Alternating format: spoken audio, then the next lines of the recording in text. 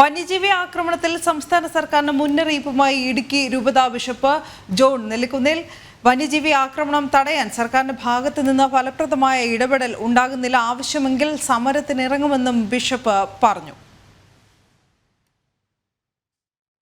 കേരളത്തിൻ്റെ മലയോര മേഖലകളും അതുപോലെ തന്നെ ഇടുക്കി ജില്ലയുടെ തോട്ടം മേഖലകളും വലിയ വന്യമൃഗ ശല്യത്തിൻ്റെ ഭീഷണിയിലാണ്.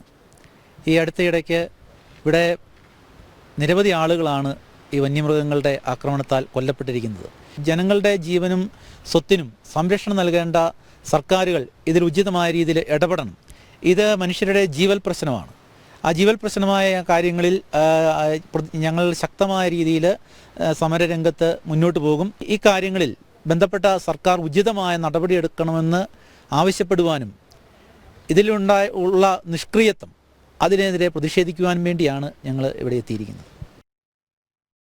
സുബിൻ തോമസ് ചേരുന്നു കൂടുതൽ വിവരങ്ങളുമായി. സുബിൻ, ന്യായമായ ആവശ്യം, ഒരുപക്ഷെ വലിയ പ്രതിഷേധങ്ങൾക്കൊടുവിലാണ് വയനാട്ടിലേക്ക് സംസ്ഥാന സർക്കാർ എന്തെങ്കിലും ചെയ്യാൻ പോലും തയ്യാറായത്. ഇടുക്കിയിൽ അപ്രകാരം പ്രതിഷേധമുണ്ടെങ്കിൽ മാത്രമേ സംസ്ഥാന സർക്കാർ തിരിഞ്ഞു നോക്കൂ എന്നൊരു സാഹചര്യമാണോ?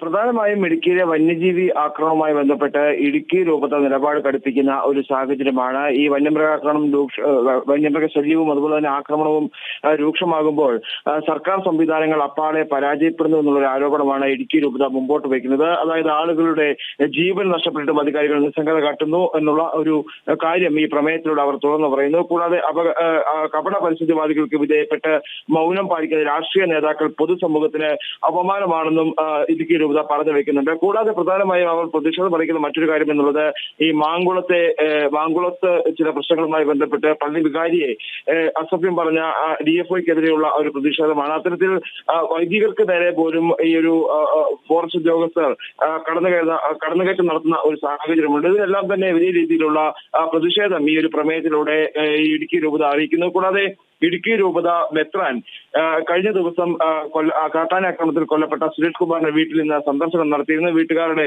ദുഃഖത്തിൽ പങ്കുചേർന്നു. അവിടുത്തെ സ്ഥിതിഗതികളെല്ലാം തന്നെ വിലയിരുത്തി മടങ്ങുന്ന ഒരു സാഹചര്യമുണ്ടായി. അതിനുശേഷം സർക്കാരിനെതിരെയും വിമർശനം അദ്ദേഹം ഉന്നയിക്കുന്ന സാഹചര്യമുണ്ടായി. പ്രധാനമായും ഒരു ഫലപ്രദമായ ഇടപെടൽ സംസ്ഥാന സർക്കാരിന്റെ ഭാഗത്തുനിന്ന് ഉണ്ടാകുന്നില്ല എന്നുള്ളത് ആണ് അദ്ദേഹം എടുത്തു പറഞ്ഞത്. സുബിൻ തോമസ് ആണ് വിവരങ്ങൾ നൽകിയത്.